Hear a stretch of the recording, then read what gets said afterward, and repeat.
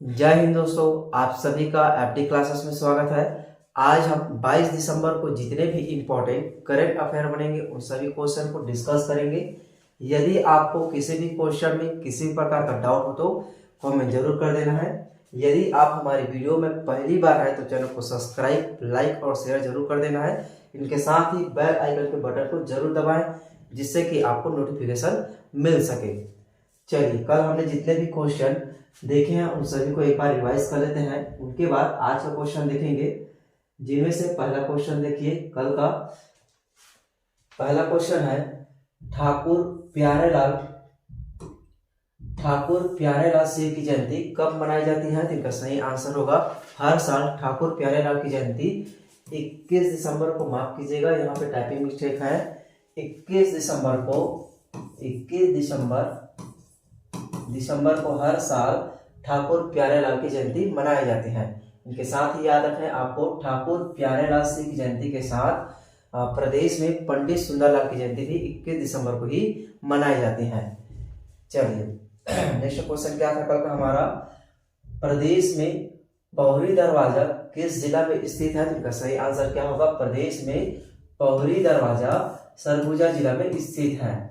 Next question क्या है? प्रदेश में अघन माह में प्रत्येक गुरुवार को किस माता की पूजा की जाती है? तो इनका सही आंसर होगा प्रदेश में हर गुरुवार को, अघन माह के हर गुरुवार को लक्ष्मी माता की पूजा की जाती है। नेक्स्ट क्वेश्चन क्या था? हाल ही में राष्ट्रीय मूल्यांकन एवं प्रत्यायन परिषद नेक ने किस विश्वविद्यालय को ए ग्रेड श्रेणी में शामिल किया है? इनका सही आंसर क्या होगा? डॉक्टर सीवी रमन विश्वविद्यालय को नेक द्वारा एक ग्रेड श्रेणी में शामिल किया। याद रखेंगे दोस्तों, प्रदेश के एकमात्र निजी विश्वविद्यालय जिसे नेक द्वारा अपने ए ग्रेड में शामिल किया है। दूसरा क्वेश्चन देखिए, हाल ही में चर्चित चिरईपदर गांव किस जिला में स्थित है? इसका सही आंसर क्या होगा? चिरईपदर गांव बस्तर जिला में स्थित है। नेक्स्ट क्वेश्चन है कल का नेक्स्ट क्वेश्चन है, राज्य शासन द्वारा मुख्यमंत्री श्री विष्णु देसाई के विशेष कर्तव्य अधिकारी के रूप में किसे नियुक्त किया है? तो इनका सही आंसर क्या है? डॉक्टर सुभाष सिंह राज को मुख्यमंत्री विष्णु देसाई के विशेष कर्तव्य अधिकारी के रूप में नियुक्त किया है। नेक्स्ट क्वेश्चन है, छत्तीसगढ़ के नवनिर्वाचित विधायकों में से कितने विधायकों ने छत्तीसगढ़ी भाषा में शपथ लिया है? तो इनका सही आंसर क्या है? 31 विधायक ने छत्तीसगढ़ी भाषा में शपथ ली है। याद रखेंगे दोस्तों, इंपॉर्टेंट है। साथ ही के साथ याद रखें आपको, छत्तीसगढ़ी भाषा में 31 विधायक ने और संस्कृत भाषा में 6 विधायकों ने शपथ ली है। याद रखना है, नियुक्तियों से संबंधित जितने भी इंपॉर्टेंट अभी नियुक्तियां हुई हैं उन सभी से संबंधित वीडियो अपलोड कर दी गई है, आप उसे भी देख सकते हैं। चलिए, अब आज का पहला क्वेश्चन देखिए। आज का पहला क्वेश्चन है, हाल ही में श्री कृष्ण जन्म स्थान समाचार पत्र पुस्तक का विमोचन किसके द्वारा किया गया है? इनका सही आंसर क्या होगा? हमारे मुख्यमंत्री श्री विष्णु देसाई द्वारा श्री कृष्ण जन्म स्थान पुस्तक का विमोचन किया है। याद रखेंगे दोस्तों, इंपॉर्टेंट क्वेश्चन है। मुख्यमंत्री श्री विष्णु देसाई राज्य अतिथि गृह पहुना में वरिष्ठ इतिहास का आचार्य रविंद्र मिश्र ने सौजन्य मुलाकात की है। यह इसमें याद रखेंगे, रविंद्रनाथ मिश्र द्वारा इसे पुनः लिखित कर श्री कृष्ण जन्म स्थान समाचार पत्र का विमोचन मुख्यमंत्री विष्णु देसाई द्वारा किया गया है। मुख्यमंत्री श्री साय ने स्वतंत्रता संग्राम सेनानी और वरिष्ठ साहित्यकार पंडित सुंदरलाल शर्मा की जयंती के अवसर पर श्री मिश्र द्वारा पुनः संपादित, याद रखेंगे, यह पुस्तक सबसे पहले पंडित सुंदरलाल शर्मा द्वारा लिखी गई थी 1922-23 में, जिसे पुनः संपादित कर रविंद्रनाथ मिश्र द्वारा पुनः संपादित कर इसे विमोचित किया गया है। जन्म स्थान समाचार पत्र नामक का विमोचन किया गया है मुख्यमंत्री विष्णु देसाई द्वारा। याद रखेंगे, इसमें 1922-23 में जेल से हस्तलिखित, इसे याद रखना, हस्तलिखित श्री कृष्ण जन्म स्थान समाचार पत्र का सबसे पहले पंडित सुंदरलाल शर्मा ने निकाला था। चलिए, नेक्स्ट क्वेश्चन देखिए। इसके बाद नेक्स्ट क्वेश्चन क्या है, राज्य सरकार द्वारा किसानों का कितने करोड़ रुपए का 2 साल का बकाया बोनस देने की घोषणा की है। इनका सही आंसर क्या होगा? इसमें 3,716 करोड़ रुपए 2 साल का बकाया बोनस दिए जाने की घोषणा की। याद रखेंगे दोस्तों, इससे भी क्वेश्चन पूछे जा सकते हैं। भाजपा सरकार ने अपने घोषणा पत्र में घोषणा की थी कि 2 साल के बकाया बोनस भुगतान की जाएगी, जिसमें राज्य के 18 लाख से अधिक परिवारों को प्रधानमंत्री आवास दिए जाने की भी घोषणा घोषणा पत्र में की थी, जिसे पूरा किया जा रहा है।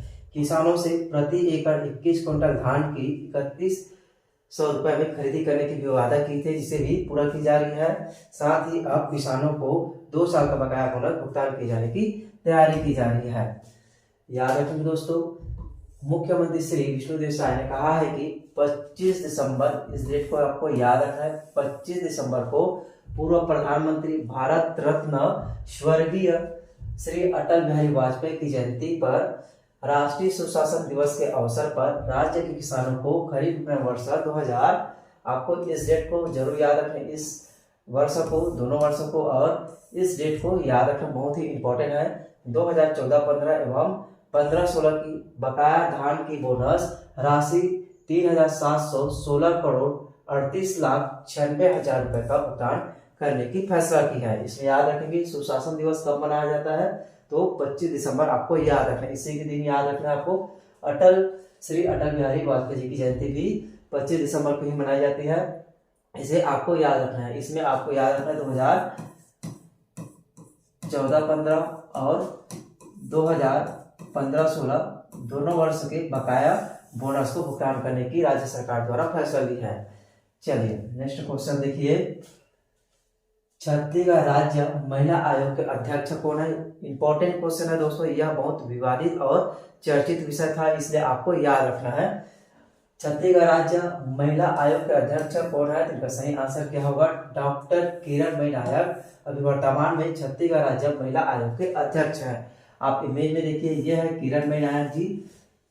याद रखेंगे यह एक विवादित था क्योंकि डॉक्टर किरणमयी नायक एक कांग्रेस नेता है और इसका कार्यकाल अभी खत्म नहीं होने के कारण इसने हाई कोर्ट में इसने याचिका दायर की थी, इसलिए इसे अभी यह अपने कार्यकाल तक छत्तीसगढ़ राज्य महिला आयोग के अध्यक्ष के पद पर कार्यरत रहेगी। इसमें याद रखेंगे राज्य महिला आयोग के अध्यक्ष के पद पर कांग्रेसी नेता किरणमयी नायक बनी रहेगी, जिसमें किरणमयी नायक की याचिका पर तत्काल सुनवाई करते हुए हाई कोर्ट के जस्टिस चंद्रवंशी ने किसी भी प्रकार की कार्रवाई पर रोक लगा दी है। प्रदेश में सत्ता परिवर्तन के बाद सामान्य प्रशासन विभाग के एक पत्र जारी कर सभी निगम और निगम के अध्यक्ष को पद मुक्त कर दिया गया था, लेकिन तत्काल से मुक्त करने का आदेश दिया था। लेकिन इस आदेश के बाद महिला आयोग की अध्यक्ष किरणमयी नायक ने जस्टिस चंद्रवंशी की बेंच में याचिका दायर की, जिस पर सुनवाई करते हुए एकल पीठ उस आदेश पर स्थगन कर दिया गया है, मतलब स्थगन प्रदान कर दिया है। महिला आयोग की अध्यक्ष का कार्यकाल 3 वर्ष का होता है, इसे याद रखना है। महिला आयोग की अध्यक्ष का कार्यकाल 3 वर्ष का होता है। छत्तीसगढ़ में सत्ता परिवर्तन के बाद किरणमयी नायक को महिला आयोग का अध्यक्ष बनाया गया। उन्होंने अपना एक कार्यकाल पूरा कर लिया था। इसके बाद जुलाई 2023 में ही उनके कार्यकाल को और बढ़ा दिया, इसलिए इनके कार्यकाल बच गया था, जिसे पूरा करने के लिए वह हाई कोर्ट में याचिका दायर की थी। अब वह जुलाई 2026 तक महिला आयोग के अध्यक्ष पद पर बने रहेगी, इसलिए यह क्वेश्चन इंपॉर्टेंट है, याद रखेंगे। इससे क्वेश्चन पूछे जा सकते हैं क्योंकि यह बहुत चर्चित और विवादित रहा है। नेक्स्ट क्वेश्चन है, प्रदेश में अब तक कितने लाख मीट्रिक टन धान की खरीदी की गई है? मतलब 20 दिसंबर 2023 की स्थिति में है दोस्तों, कितने लाख मीट्रिक टन धान की खरीदी की गई है? तो सही आंसर क्या होगा? 45.54 लाख मीट्रिक टन अब तक धान की खरीदी प्रदेश में की गई है, जिसमें छत्तीसगढ़ में खरीफ विपणन वर्ष 2023-24 में समर्थन मूल्य पर 1 नवंबर 2023 से धान की खरीदी राज्य में की जा रही है। लगभग 2 माह में अब तक राज्य के 9,93,000 पंजीकृत किसानों से 45,54,000 मीट्रिक टन धान की खरीदी हुई है। किसानों की सहूलियत से ध्यान रखते हुए इस वर्ष 2,739 धान उपार्जन केंद्र बनाए गए। इनमें इंपॉर्टेंट पॉइंट यह है कि 2,739 धान उपार्जन केंद्र इस साल बनाए गए। इससे क्वेश्चन एग्जाम में कई बार पूछे गए हैं, इसलिए आपको इसे याद रखना है। नेक्स्ट पॉइंट याद रखेंगे, धान खरीदी के एवज में किसानों को भुगतान के लिए मार्कफेड द्वारा अपेक्स बैंक को अब तक कुल 11,032 करोड़ रुपए जारी किया गया है। इसमें याद रखेंगे दोस्तों, मार्कफेड द्वारा छत्तीसगढ़ में धान की खरीदी की जाती है, इसलिए यह इंपॉर्टेंट है, याद रखेंगे। आपको इसमें याद रखना है, धान की खरीदी मार्कफेड द्वारा किया जाता है। मार्कफेड का फुल फॉर्म भी इसमें आपको याद रखना है, छत्तीसगढ़ राज्य सहकारी विपणन संघ द्वारा इनका फुल फॉर्म है, इसे याद रखना है, छत्तीसगढ़ सहकारी विपणन संघ इनका फुल फॉर्म है। साथ ही आपको मक्का की खरीदी किसके द्वारा की जाती है, आपको इसे भी आपको याद रखना है, जिसमें छत्तीसगढ़ राज्य नागरिक आपूर्ति निगम द्वारा प्रदेश में मक्का की खरीदी की जाती है। इससे क्वेश्चन एग्जाम में पूछे गए हैं, इसलिए आपको याद रखना है। साथ ही आपको याद रखना है लघु वन की खरीदी किसके द्वारा किया जाता है, आपको इसे भी याद रखना है, छत्तीसगढ़ राज्य लघु वन संसाधन विभाग द्वारा छत्तीसगढ़ में वन की खरीदी की जाती है। इन पॉइंट को याद रखेंगे। साथ ही आपको याद रखें दोस्तों, छत्तीसगढ़ में कृषि अनुसंधान केंद्र रायपुर में स्थित है, कई बार एग्जाम में पूछे गए हैं। कृषि अनुसंधान केंद्र कहाँ पर है, तो आपको रायपुर में याद रखना है। साथ ही आपको याद रखना है चावल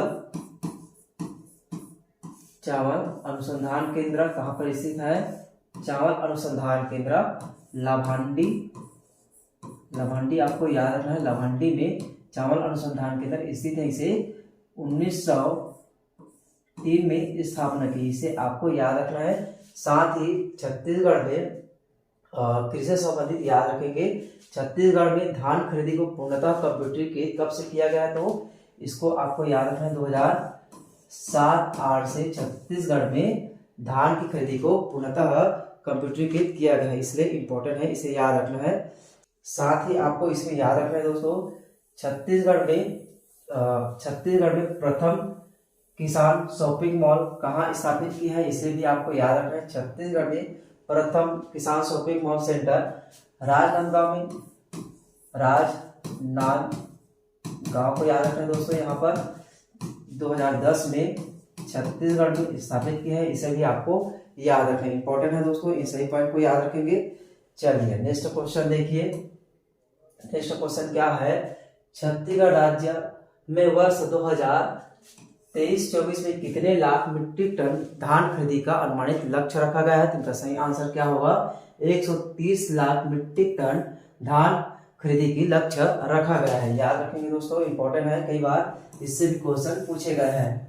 छत्तीसगढ़ में खरीफ विपणन वर्ष 2023-24 में समर्थन मूल्य पर 1 नवंबर से धान की खरीदी की जा रही है, जिसमें राज्य में इस साल 130 लाख मीट्रिक टन धान की खरीदी अनुमानित रखा गया है। धान बेचने के लिए राज्य के 26.86 लाख किसानों ने पंजीयन कराया है, आपको इसे भी याद रखना है, राज्य में 26.86 लाख किसानों ने पंजीयन कराया है, इसे भी क्वेश्चन एग्जाम में कई बार पूछे गए हैं, और इसे भी आपको याद रखना है, 130 लाख मीट्रिक टन धान प्रदेश में खरीदने का लक्ष्य रखा गया है, इंपॉर्टेंट है।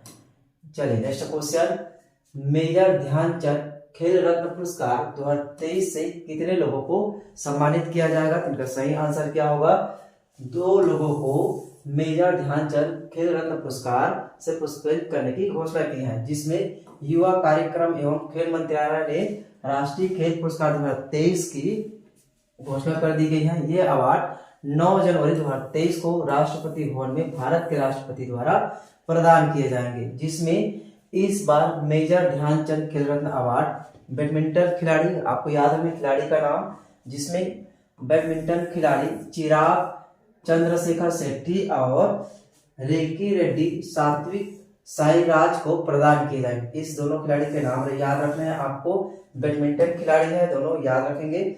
वहीं इस बार 26 खिलाड़ियों को अर्जुन अवार्ड से सम्मानित किया जाएगा। याद रखेंगे दोस्तों, अर्जुन सम्मान 26 खिलाड़ी को दिया जाएगा और मेजर ध्यानचंद खेल रत्न पुरस्कार 2 खिलाड़ी को दिया जाएगा। इन 2 खिलाड़ी के नाम आपको याद रखना है। नेक्स्ट क्वेश्चन, माफ कीजिएगा, एफडीआई प्राप्तकर्ता के रूप में देश में फिर से किसे शीर्ष स्थान दिया गया है? तो सही आंसर क्या होगा? महाराष्ट्र एफडीआई प्राप्तकर्ता के रूप में देश में शीर्ष स्थान पर रहा है। राज्यों की बात की जा रही है, इसमें महाराष्ट्र शीर्ष स्थान पर है। याद रखेंगे दोस्तों।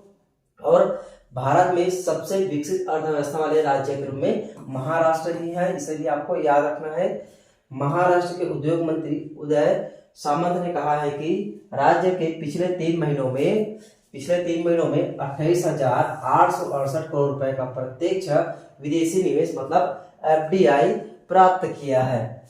विधान परिषद में एक चर्चा के दौरान उन्होंने कहा है कि केंद्र सरकार द्वारा जारी एफडीआई के आंकड़ों के अनुसार राज्य निवेश में सबसे अधिक एफडीआई प्राप्तकर्ता के रूप में अपना स्थान फिर से हासिल कर ले। याद रखेंगे दोस्तों, इंपॉर्टेंट क्वेश्चन है, इससे भी क्वेश्चन एग्जाम में पूछे जाते हैं। नेक्स्ट क्वेश्चन देखिए, केंद्रीय मंत्रिमंडल ने किस हवाई अड्डे को अंतर्राष्ट्रीय हवाई अड्डा के रूप में घोषित किया है? तो सही आंसर क्या है? सूरत हवाई अड्डा को केंद्रीय मंत्रिमंडल ने अंतर्राष्ट्रीय हवाई अड्डा के रूप में घोषित किया है। याद रखेंगे दोस्तों, पीएम नरेंद्र मोदी के नेतृत्व में केंद्रीय मंत्रिमंडल ने सूरत हवाई अड्डा को अंतर्राष्ट्रीय हवाई अड्डे के रूप में नामित करने की घोषणा की है। इससे स्थानीय हीरा और कपड़ा उद्योग के लिए निर्यात और आयात में सुविधा प्राप्त होगी। इन पॉइंट को याद रखेंगे। चलिए नेक्स्ट क्वेश्चन देखेंगे। नेक्स्ट क्वेश्चन है, 17वें रयान अंतर्राष्ट्रीय बाल महोत्सव 2023 का उद्घाटन कहाँ किया गया है? तो इनका सही आंसर क्या होगा? दिल्ली में 17वें रयान अंतर्राष्ट्रीय बाल महोत्सव 2023 का उद्घाटन किया गया है। याद रखेंगे दोस्तों, 17वें रयान अंतर्राष्ट्रीय बाल महोत्सव का उद्घाटन नई दिल्ली में ताल कटोरा स्टेडियम में किया गया है। यह महोत्सव 17 से अधिक देशों के 13,000 से अधिक बच्चों को एकजुट करने और सांस्कृतिक आदान प्रदान, साथ ही प्रतिभा प्रदर्शन और वैश्विक मित्रता को बढ़ावा देने के लिए नई दिल्ली में 17वें रयान अंतर्राष्ट्रीय बाल महोत्सव 2023 का उद्घाटन किया गया है। साथ ही याद रखेंगे, रयान ग्रुप ने युवाओं के बीच रचनात्मक सहयोग और नेतृत्व को प्रेरित करने के लिए इस आयोजन किया जा रहा है। इसमें इनका थीम याद रखेंगे, लेट्स हैव फन इनका थीम है, इसे याद रखना है। इससे क्वेश्चन एग्जाम में पूछ लिए जाते हैं। चलिए इन सही पॉइंट को याद रखना है। अब आपके लिए पिछले वीडियो में हमने आपसे क्वेश्चन पूछा था कि पहले खेलो इंडिया पैरा गेम 2023 में छत्तीसगढ़ कौन से स्थान पर रहा है? इंपॉर्टेंट रैंकिंग है, इसलिए आपको पदक तालिका में याद रखना है दोस्तों। छत्तीसगढ़ इसमें 15वें स्थान पर रहा है। अब आपके लिए आज का क्वेश्चन है। आज का क्वेश्चन, प्रदेश में पौरी दरवाजा किस जिला में स्थित है? जिसका सही आंसर आप कमेंट बॉक्स में जरूर दीजिएगा। यदि आपको हमारा वीडियो अच्छा लगे तो लाइक जरूर कीजिएगा दोस्तों, और साथ ही यदि आप हमारे वीडियो में नए हो तो चैनल को सब्सक्राइब कर लीजिए। यदि आप छत्तीसगढ़ प्रयोगशाला परिचायक से संबंधित तैयारी कर रहे हैं तो आप हमारे चैनल पर सामान्य विज्ञान से संबंधित महत्वपूर्ण एमसीक्यूज भी डाले जाते हैं, आप उसे भी देख लीजिए। साथ ही आप इनके साथ ही याद रखें दोस्तों, पुलिस विभाग द्वारा एक बहुत ही महत्वपूर्ण गुड न्यूज जारी किया गया है, जिसमें आरक्षक संवर्ग भर्ती के लिए बहुत बड़े अपडेट जारी किया है, जिसमें आरक्षक संवर्ग की भर्ती के लिए डेट जारी किया है 1 जनवरी 2024 से आप आवेदन कर सकते हैं। यदि आप आरक्षक संवर्ग के लिए तैयारी कर रहे हैं, यदि आपका गणित कमजोर है तो आप हमारे चैनल से जुड़ सकते हैं, क्योंकि डेली रेगुलर गणित से संबंधित वीडियो हमारे चैनल में अपलोड किए जाते हैं, इसलिए आप उसे भी देख सकते हैं। साथ ही प्रयोगशाला परिचायक से संबंधित इंपॉर्टेंट एमसीक्यूज भी देख सकते हैं। चलिए मिलते हैं अगले वीडियो में। जय हिंद, जय छत्तीसगढ़।